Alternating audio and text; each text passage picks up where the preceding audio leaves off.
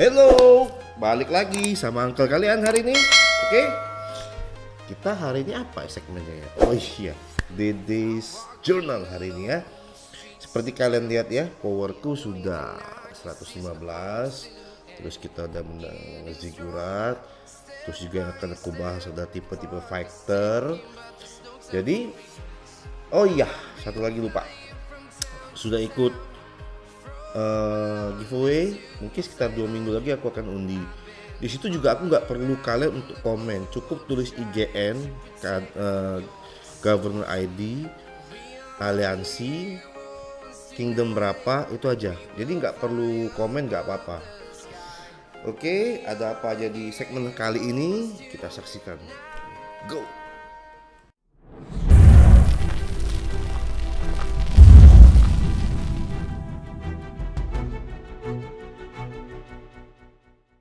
Oke, kita mulai ya. Mungkin yang pertama mau aku bahas adalah kemenangannya 6-4 di KVK kali ini ya. Mungkin teman-teman lihat, sebentar aku harus ini dulu ya, verifikasi dulu biar kita enak.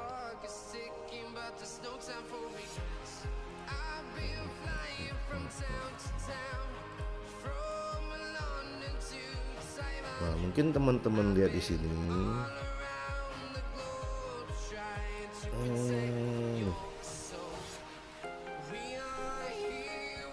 Zigurat akhir memang dipegang sama 636 ya. Zigurat memang dipegang 636. Ini adalah kita PLA. Oke, PLA dan FM. Sebentar lagi kita akan ngambil RCF ya kalau nggak salah ya. Jadi mungkin ada yang nonton video liveku, kita yang dapat first okupansi ini zigurat. Oh ya, aku lagi di FM karena aku mau nge-push honor mungkin, tapi kayaknya aku udah nyerah. Berat banget ini berat banget. Honorku udah habis. Dan ini secara alliance FM nomor 2 11636. By Kingdom kita nomor 5. Kita kalah sama Kingdom 68 ya. Tapi harusnya sih kita kejar, masih ada waktu. PLA sedih banget di 11. Tapi seharusnya bisa ngejar ke nomor 8 juga. Ya, bisa nomor 8 masuk 10 besar bisa harusnya. Rewardnya apa nih? Bikin malu aja. 5 gold head ya, lumayan lah. Packing luarnya ini keren loh sebenarnya, nameplate-nya ini. Ya mau gimana lagi. Terus kondisi ini di sini kita lihat twilight-nya. Nah, mungkin besok atau lusa ya. Ini bakal kebuka dari zona di front partnya. Kita akan masuk ke sana. Masuk ke, aku nggak tahu pembagiannya gimana. Nah, ini sudah mulai dikurung-kurung semua nih. Ini 68 kayaknya mau menolong 74, tapi kurasa berat lah. Masih lagi dibakar nih. Nah, akan dibakar 36. Aku juga belum tahu pembagian seperti apa, tapi aku yakin 36 akan fair terhadap kita. Ini jam berapa nih? Masih dulu nih altarnya. Oh, besok pagi altar. Nah, mungkin sekilas KVK udah seperti itu. Terima kasih untuk teman-teman koalisi kita, anak-anak 64 yang sudah berdarah-darah, terutama yang bisa mati.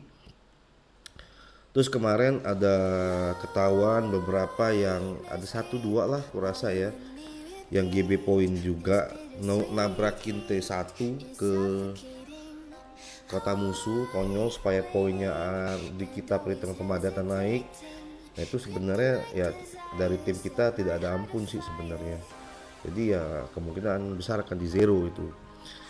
Next kita ke, nah mungkin kemarin teman-teman tahu ketika aku perang powerku drop sampai 77 M. Nah hari ini udah 115 M. Jadi aku ada ngeboost di event Zenith of Power. Nah, udah dapet ininya ya, dapet apa city timnya nih. Kalau mau lihat ini aku dapat rank 9. Waduh, bener-bener mengerikan nih urutan ranknya 40 M sampai. Jadi aku ngetrainnya sekitar 3,7 T5 dan selisih cuma tipis di rank 10. Nah aku semalam sebelum tidur, aku tidur subuh jam 4 ya kayaknya, jam 4 jam 5. Jam 4 jam 5 tidur itu poinku 35,7. Aku antriin di barak itu 150k T5 nya in case pagi-pagi disalip orang. Memang harusnya aku siapin 50k kali 4 harusnya. Untung pagi ini akunku dijaga masih bus, please bus. Jadi aku bisa dapat city timnya. Oh, kok cepet banget aku farming. Oh, belum farming lagi yang lain. Nih kalau yang mau lihat city timnya. Ini city tim apa nih? Moment of celebration. Ini road to the crown. Ini nameplate-nya juga aku pakai ini. Sama ini juga aku pakai. Nih. Kalau menurutku city tim ini kayak sekolah TK kalau kata temanku. Tapi ini city tim pertamaku yang legend. Dapatnya cukup berdarah-darah. Cavalry attack plus 10, tapi worth it lah karena bulan 12 nanti akan ada lagi eventnya. Biasa itu kalau prediksiku sih infanteri ya, infanteri prediksiku. Dan kalau infanteri musuhnya itu bukan dari luar KD, luar kontinen yang berat, di dalam kontinen yang berat. Saya sebutin misalnya Mbak Rambo, terus ada Lucifer Kid, mungkin ada Little Bear, Om Odin, Om Stinger, Castis, dan yang aku lupa nggak bisa sebutin namanya, kurang lebih seperti itu. Itu udah 6 orang yang bisa partisipasi. Apalah daya aku yang hanya debu ini. Speed upku kemarin makainya kurang lebih 6 tahun sampai 7 tahun.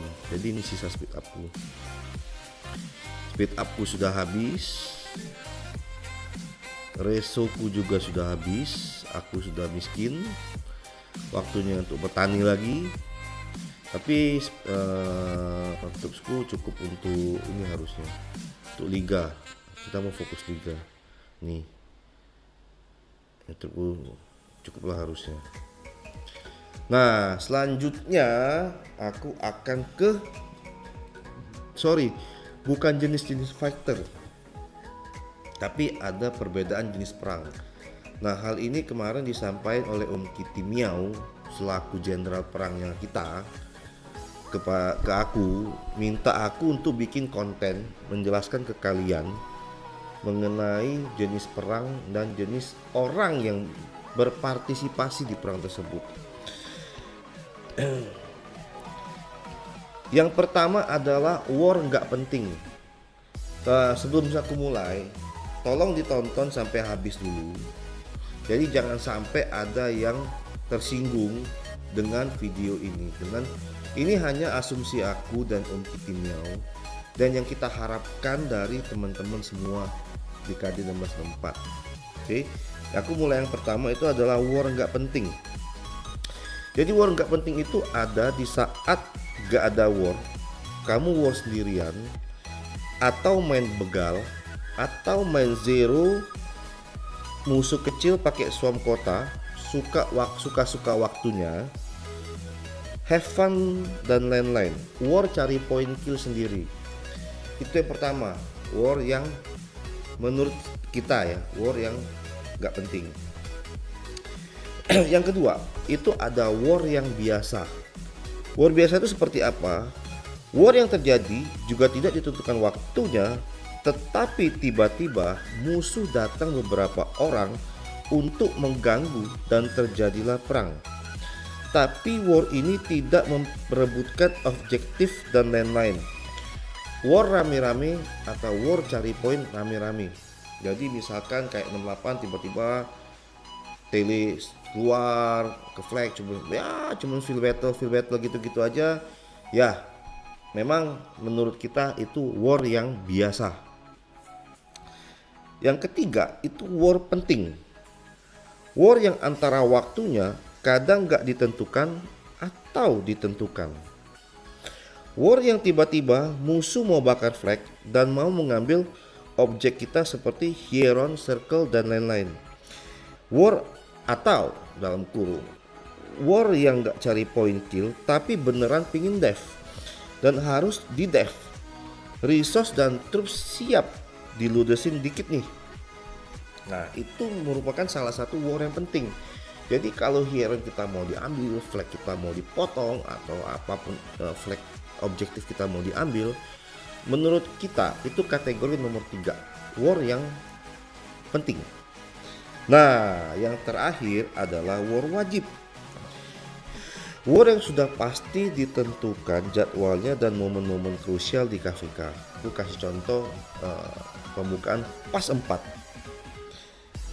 atau zone 5, pas 5 yang sudah dikoordinasi dan sangat menghabiskan waktu yang panjang dan banyak troops yang mati tanpa mungkin dapat kill. Contohnya begini, pas 4 open itu sudah pasti musuh udah kayak semut.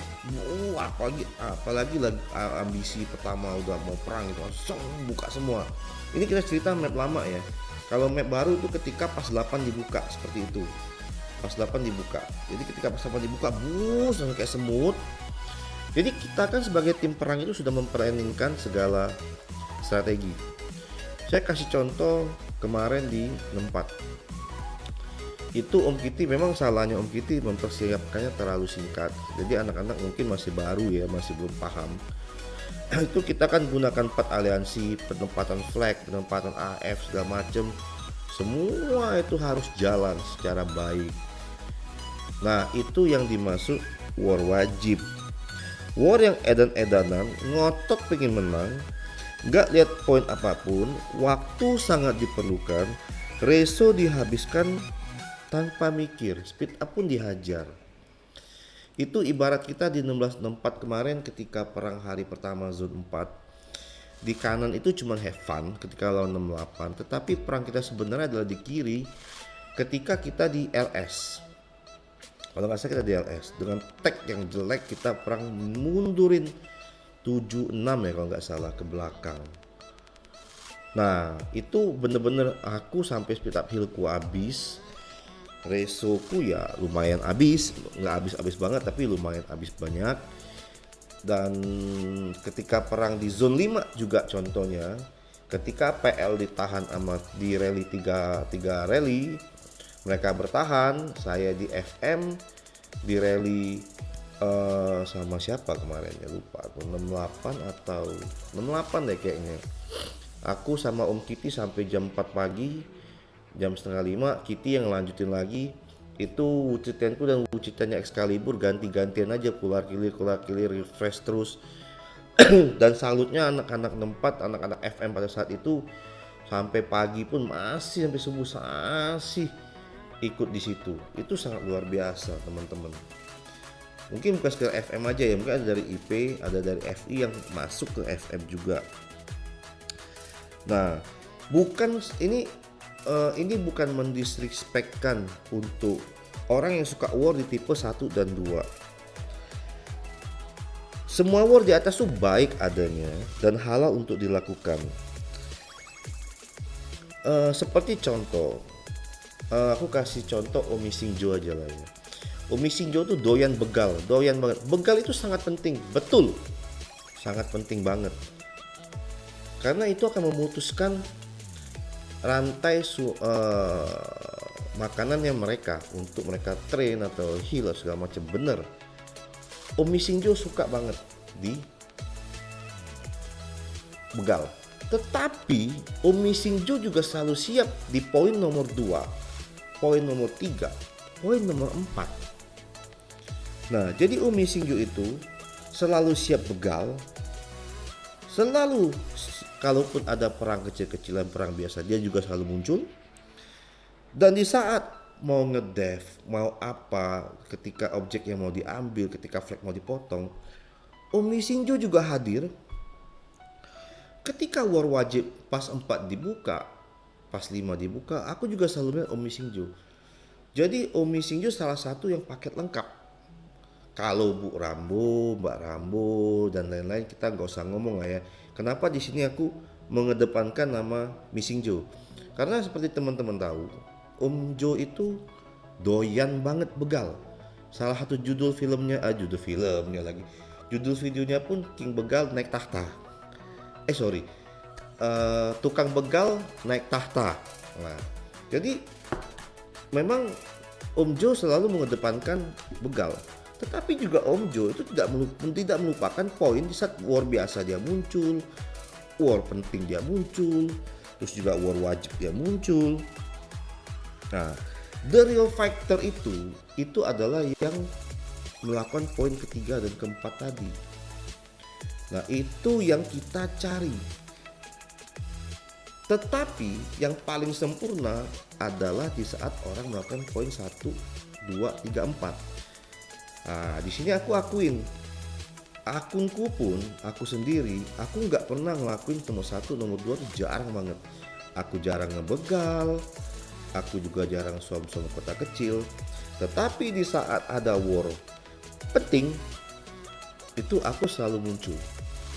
Apalagi war wajib, itu selalu aku muncul pasti. Ya mungkin teman-teman lihatlah powerku kemarin turun sampai berapa, deadku juga deadku jadi 11,3, tadi 9 komaan kalau nggak salah. Ya aku ada mati setelah 2 juta lebih lah, ya nggak sebanyak yang lain lah ya. Tapi menurutku aku udah cukup berdarah-darah sih. Tabunganku udah habis semuanya udah selesai. Nah, seperti teman-teman, mungkin teman-teman tempat petinggi-petingginya, terutama konselornya yang ketika saat perang-perang terus, itu akan notice ketika war wajib, ketika war penting, siapa aja nama-nama yang selalu munculnya kita notice biasanya. Biasanya kita notice. Aku malah sempat ada lihat anak FM yang namanya Korea gitu ya. Itu ketika aku sampai jam 4 subuh, aku ngedefend flag. Itu dia masuk 3-4 match score, masuk keluar masuk ngedefend. Gila itu orang. Aku juga udah ganti GN ya. Nah, itu jadi di sini saya tekankan lagi, aku nggak ngomong itu jelek. 1-2 tuh jelek, enggak. Semua war ini bagus. Tetapi ingat, yang paling penting, the real fighter is war at point number 3 and number 4. That's the real fighter. 1-2 bonus. Nah, itu. Jadi kesimpulan akhir, bukan kesimpulan akhir sih ya. Mungkin udah kepanjangan video gue. Oke lah, aku mau close video, tapi juga aku mau sedikit. Aku belum tahu arah KD ini ke depan seperti apa, karena aku belum ngebahas dengan Mami Rambo untuk proses rekrutmen seperti apa. Tetapi yang jelas, yang aku minta, yang mau datang ke 64 harus siap di poin nomor 3 dan poin nomor 4. Itu paling penting.